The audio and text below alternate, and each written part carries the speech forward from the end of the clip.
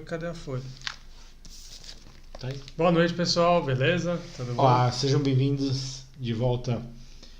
Aqui tarda, mas não falha, né? Então, vocês já sabem que não ia ter vídeo hoje. Estamos aqui de novo, né? No nosso canal, que a gente fala de vida espiritual, tudo que pode até o que não deve. Eu sou o Rodrigo Sevilha, ele é o Felipe Valeta e hoje nós vamos ler a pergunta que é... É uma pergunta que eu fiz no WhatsApp. É a 22ª pergunta aqui no canal. Daí a pergunta é a seguinte: qual é o sentido simbólico da cena de Sansão destruindo as colunas?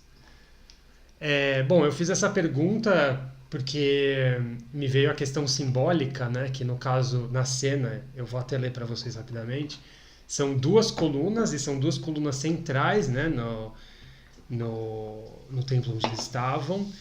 E me remeteu muito a essa questão de Salomão com as colunas também, as duas colunas, e os maçons também com as duas colunas. E que a gente já fez um vídeo aqui sobre isso, sobre a questão simbólica dessas duas colunas da maçonaria. E eu achei... me lembrou dessa cena, né? Mas, enfim, eu queria saber a opinião do Rodrigo, né? A cena é a seguinte, né? O Sansão, ele tinha sido traído pela sua própria mulher, né? Ele desde jovem nunca tinha cortado o cabelo, né? Pelo que eu lembro. E ele tinha uma força descomunal, né? E parece que era devido ao comprimento do cabelo dele, né? E daí a mulher dele ficava enchendo o saco, né? A pedido dos filisteus que queriam dominá-lo, né? Subjugá-lo e humilhá-lo. Qual que era o segredão de vir esse poder? E daí ele uma hora se encheu o saco e disse a ela que era pela questão do cabelo comprido. E ela trai ele, né, entrega eles filisteus, eles cortam o cabelo dele, cegam ele e ficam usando ele meio de bobo da corte lá, né? E daí diz assim nessa passagem, né? Aqui a gente está em Juízes 16, versículo 25, tá? Eu vou ler, acho que do 25 talvez até o 30. E como o coração deles estava alegre, disseram: mandai vir Sansão para nos divertir. Fizeram, pois, que viesse Sansão do cárcere, e eles o divertia. Depois o colocaram de pé entre as colunas. Sansão disse ao moço que o conduzia pela mão: guia-me e faze-me tocar as colunas sobre as quais se sustenta o templo, para que eu me apoie nelas. Ora, o templo estava repleto de homens e mulheres. Estavam lá todos os príncipes dos filisteus, e no terraço havia 3.000 entre homens e mulheres, que observavam as brincadeiras de Sansão. Né? É uma humilhação, na verdade. Né? Sansão invocou ao Senhor, né? E exclamou: Senhor, eu te peço, lembra-te de mim. É engraçado que essa passagem até lembra da paixão de Jesus. Né? Lembra-te de mim, dá-me forças ainda esta vez, ó Deus, para que de um só golpe eu me vingue dos filisteus por causa dos meus 2 olhos, né, que o tinham cegado. E Sansão tocou as 2 colunas centrais do templo, vejam que são 2, sobre as quais este se sustentava. E se apoiam nelas, numa com o braço direito e outra com o braço esquerdo, e gritou: morra eu com os filisteus! E empurrou com todas as suas forças, e o templo desmoronou sobre os príncipes e sobre todo o povo que ali se encontrava. Aqueles que ele fez morrer, e com sua morte foram em maior número do que aqueles que fez morrer durante a sua vida. Porque ele era um guerreiro. Bom, enfim, pelo que eu lembro, né? Não sei, né, o que você poderia dizer, assim, porque quando eu pensei nessa cena, como eu disse antes, né, me lembrou muito essa questão, né, do templo, das colunas, dos construtores, né, dessa coisa de humilhação, né, e traição, que até, se for pensar, lembra um pouquinho a questão da paixão de Jesus, né, até dessa parte, lembra-te de mim, né, quando entrares no teu reino, né, é quase igual, aqui eu não sei como seria, bom, nos idiomas originais, mas me lembrou muito essa passagem e me lembrou até aquela questão, né, até acho que é pertinente falar aqui, quando vai falar dos herdeiros de Caim, fala que os herdeiros dele eram caçadores e construtores, né? E tudo isso eu acho bastante simbólico, assim, eu gosto dessas coisas. Uhum. E daí eu fiquei curioso para saber qual a opinião do Rodrigo, assim, se para ele faz sentido também essas relações, se ele enxerga algo mais nisso. Essa passagem, assim, a priori não vejo muita Não vejo nada específico assim do simbolismo que mereça muito destaque. O que dá para falar dessa história específica, né? É uma anedota bíblica conhecida, virou até filme, né? Tem filme, Sansão e Dalila, acho que série de televisão, sei lá, é famoso, né? Porque é um caso de adultério no sentido traição, né? No sentido mais brutal, e as pessoas adoram essas histórias. Assim, vamos lá, né?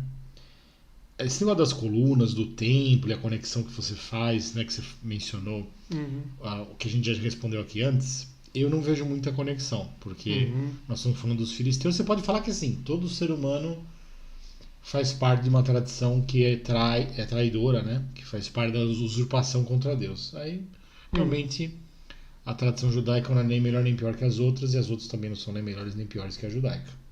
Inclusive a dos filisteus, né? Mas o templo de Jerusalém é diferente.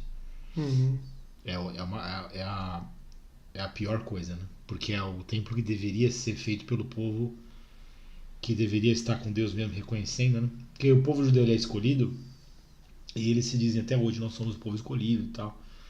Mas eles não entendem que, se você ler bem a Bíblia, de cabo a rabo, né? De Gênesis ao Apocalipse, Gênesis capítulo 1 ao Apocalipse capítulo 22, a impressão que fica é que os judeus são o povo escolhido para ser humilhado por Deus, para servir de modelo do erro humano, né?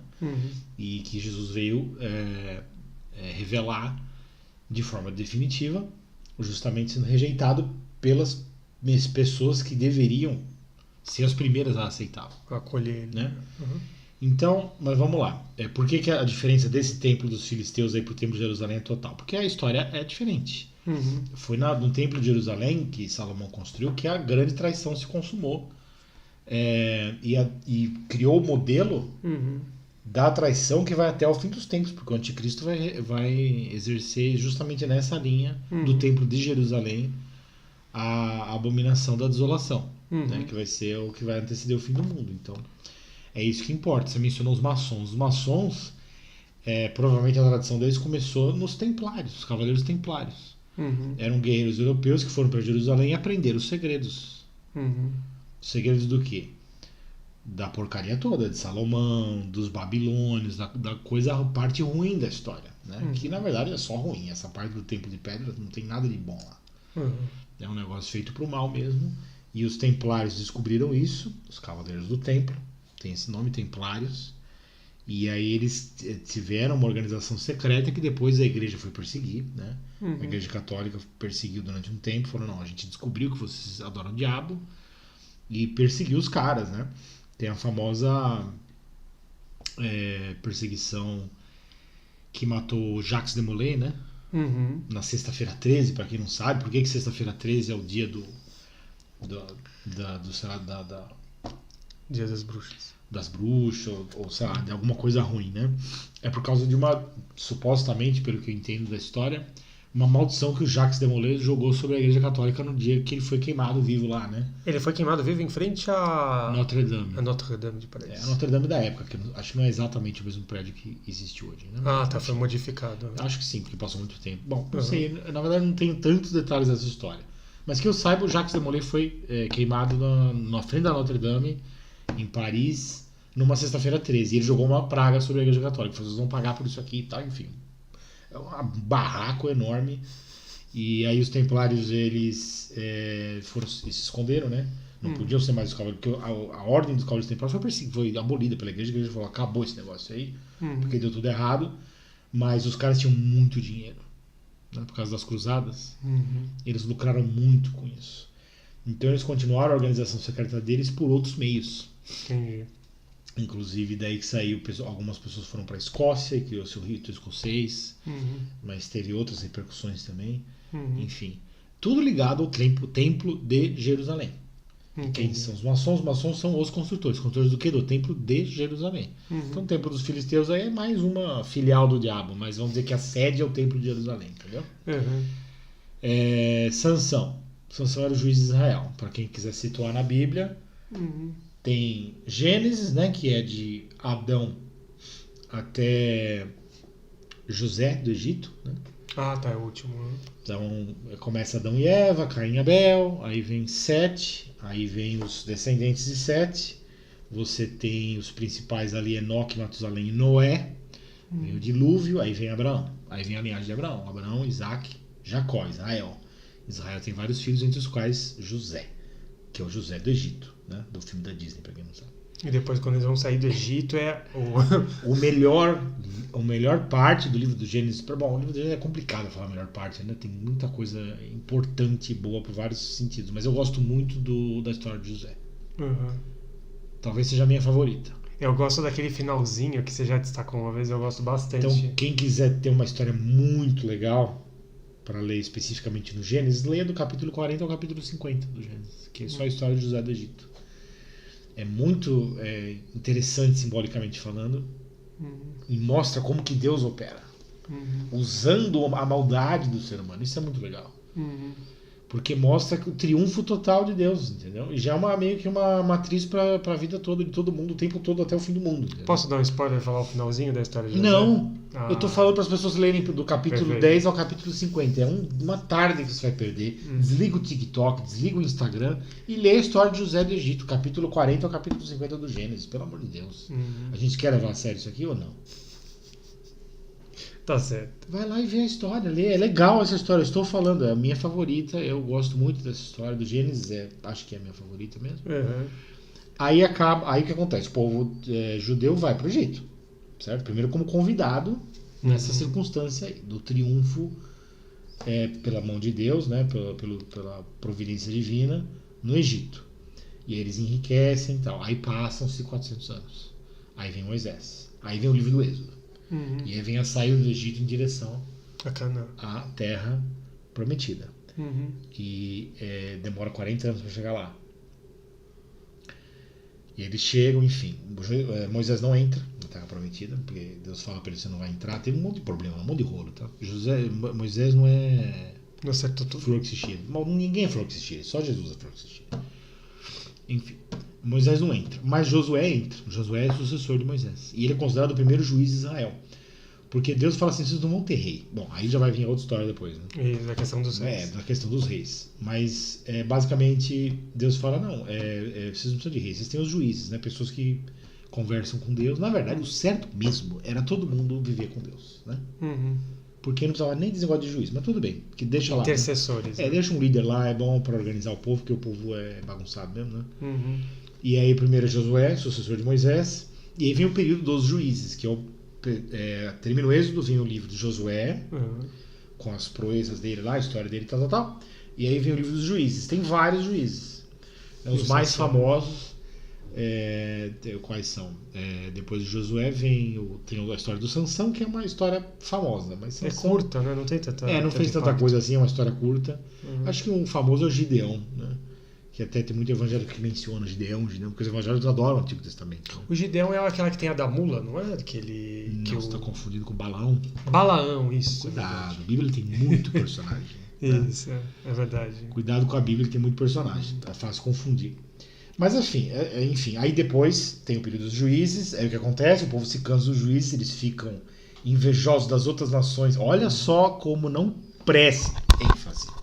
Olha só como não presta o ser humano. Eu não estou falando dos judeus, do ser humano. É que eles são o povo escolhido para ser exemplar do que não presta, entendeu? Todos nós não prestamos. São excelentes nisso. Todos nós não prestamos, mas eles conseguem fazer de um jeito especial. Olha só o que eles fizeram. Eles tinham Deus cuidando deles. Eles tinham Deus cuidando deles pessoalmente como o rei deles. As outras nações tinham reis de carne e osso. E aí eles ficaram invejando as outras nações que tinham reis de carne e osso. Por quê? Porque eram reis que eram gente deles, né? Que eles tinham alguma forma de poder, alguma forma de controle. Você entende? Aí o povo, nós queremos um reizinho de carne e osso. E Deus já era o rei deles. Aí vem o período do profeta Samuel. Aí começa o livro de Samuel, 1 Samuel, 2 Samuel e 1 de Reis, 2 de Reis. Aí vem Davi, Salomão e a merda toda, né? Que saiu disso do povo não querer. Então, assim, quando a gente fala de vida espiritual, que é a vida interior, que você tem que ter um relacionamento individual com Deus, as pessoas vão falar: não, isso é uma interpretação muito moderna do cristianismo. Não é, não. Moisés dá uma bronca nos caras quando eles vão fofocar com Moisés. porque tem alguém lá que tá profetizando, que tá falando de Deus, que tá fazendo... tivessem outros fazendo isso. Um cara tava agindo na vida espiritual com autonomia, sem consultar Moisés. E os caras foram reclamar pra Moisés, falando, olha, você não vai reclamar com aquele cara lá? O cara fora da casinha. O famoso fora da casinha, né? Aí os caras foram reclamar com Moisés, falou, você não vai lá? Uhum. Você vai deixar esse cara ficar falando de Deus? E Moisés falou, mas quem me dera todo mundo falar de Deus, vocês iam me deixar em paz, seus filhos da puta. Então, o problema é que não é uma interpretação modernosa, não. Isso sempre foi feito para ser assim. Uhum. Desde o início. Por que Davi agradava a Deus? Porque ele tinha um relacionamento pessoal com Deus. Uhum. Desde a época que ele era menino lá cuidando das ovelhas. Pastoreando as ovelhas. Ele criou salmos antes de ser rei. Ele já tinha os salmos, porque ele cantava para Deus, sozinho com Deus. Uhum. Foi ali que Deus conheceu o coração de Davi e falou, é esse que vai ser o rei de Israel. Até que Saul se acalmava quando Davi ia tocar para ele, né? Isso. Que acho que ele tinha uma harpa, uma cítara, não lembro qual era o instrumento. E o Saul tinha uns transtornos, né? Tinha uns problemas. Era endemoniado, o cara tava todo fodido lá. Uhum. Porque ele queria ser rei, né? Davi não queria. Davi só queria ter um relacionamento com Deus. Esse foi o princípio do Davi. Uhum. E aí, minha gente, o modelo tá dado. Entendeu? Não é nenhuma novidade espiritual isso aqui que a gente fala. É o que você estuda a Bíblia que você vai chegar nas suas conclusões. Aí eu cheguei nas minhas, para mim tá muito evidente. Mas enfim, qual é a situação do Sansão? Ele vem antes dos reis, porque ele é um juiz, e ele tá na bagunça. De que tem as nações ao redor, que entra em guerra e tal, e ele tem que liderar o povo judeu para defender o povo de Deus, né? Nesse sentido bem particular que eu falei. Uhum. E beleza, ele exerce a função dele, só que a mulher dele enche o saco dele. A mulher dele tem relação com os filhos, acho que ela veio do povo filisteu, não é isso? Eu não me lembro. Tem alguma história aí, vocês me perdoem que eu não sou nenhum especialista em Bíblia, não.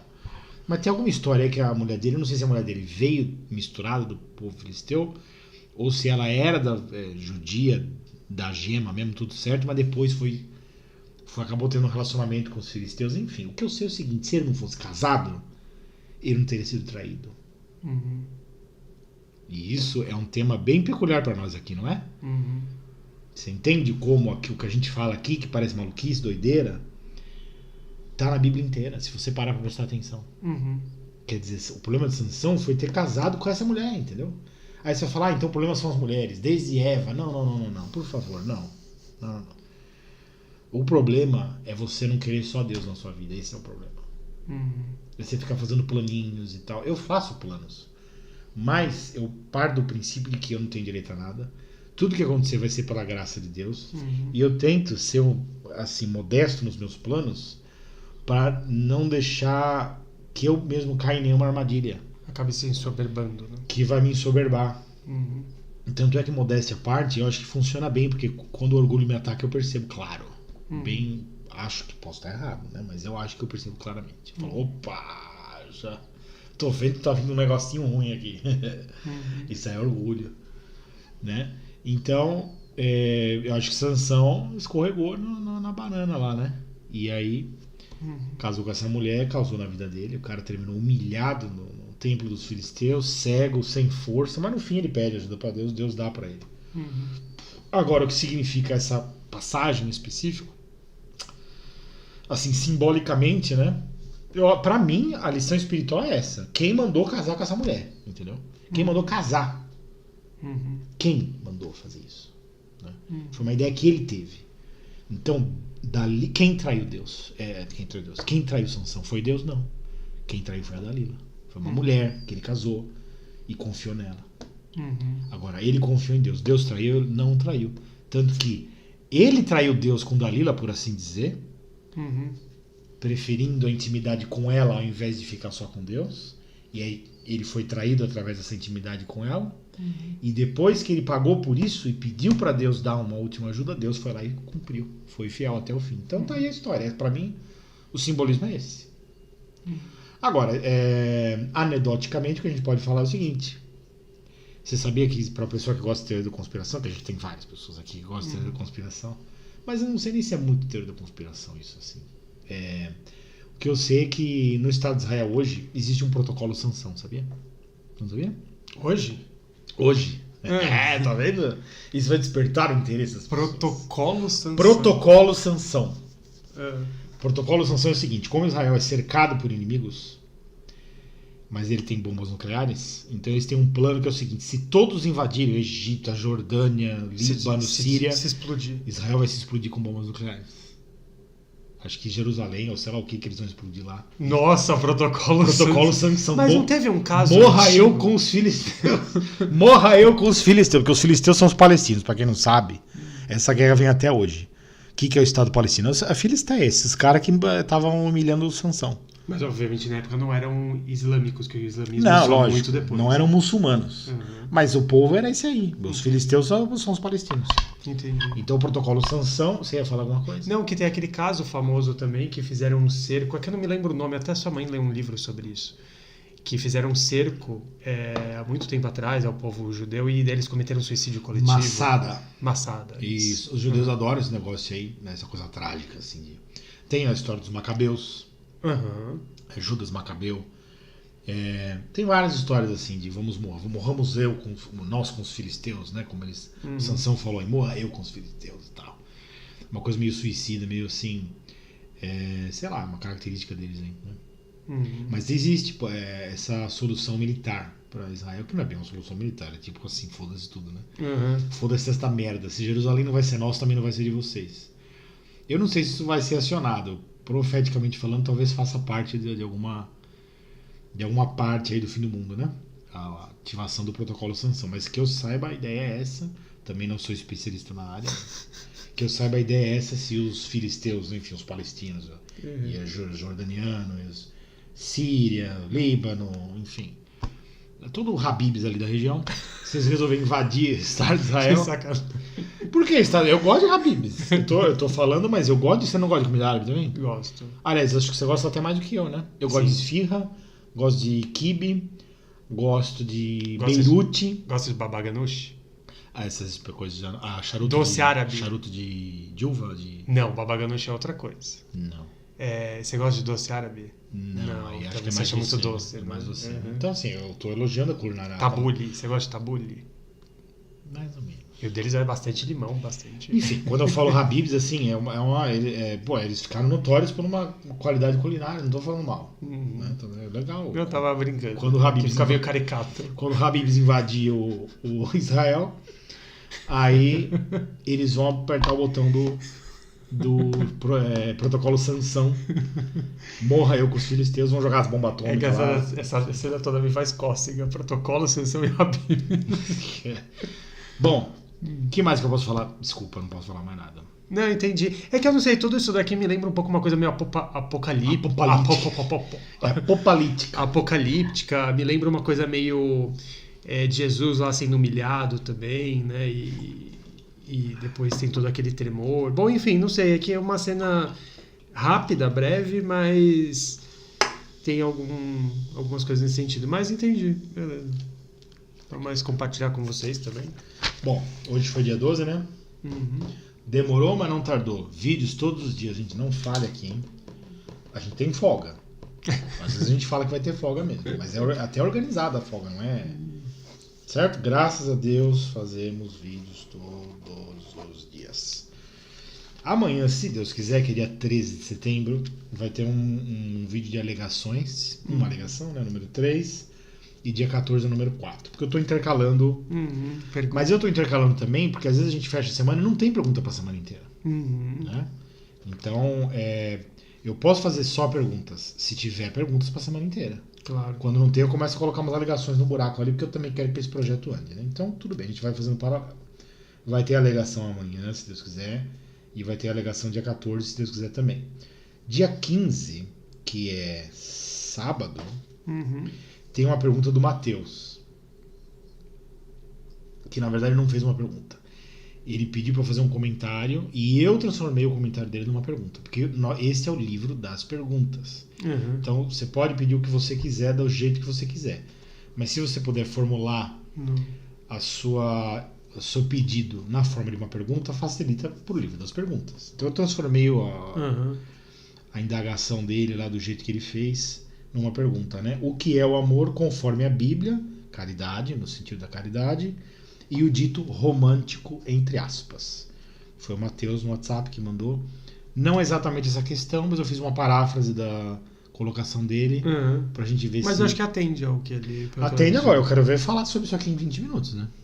Não. Esse aqui vai ser foda, viu, meu amigo? Esse, de repente, a gente pode fazer em 2 partes, né? Porque... Não, o que a gente pode fazer de repente, ou pode ser que fique um vídeo mais longo. Não, mas você quer saber? É bom o desafio de tentar fazer em 20 minutos. Nossa, É bom até pra mim. Entendi. É bom até pra mim. Eu vou tentar usar isso pra... Entendeu? Condensar, porque as pessoas gostam também. E é bom pra mim porque eu me forço a fazer uma formulação mais simples. E a simplicidade favorece o entendimento, né? Eu poderia falar 2 horas sobre o assunto, mas se eu conseguir em 20 minutos falar o que importa, ao invés de gastar 2 horas do meu tempo e do tempo dos outros, melhor, né? Tá, pode ser. Então eu aceito o desafio.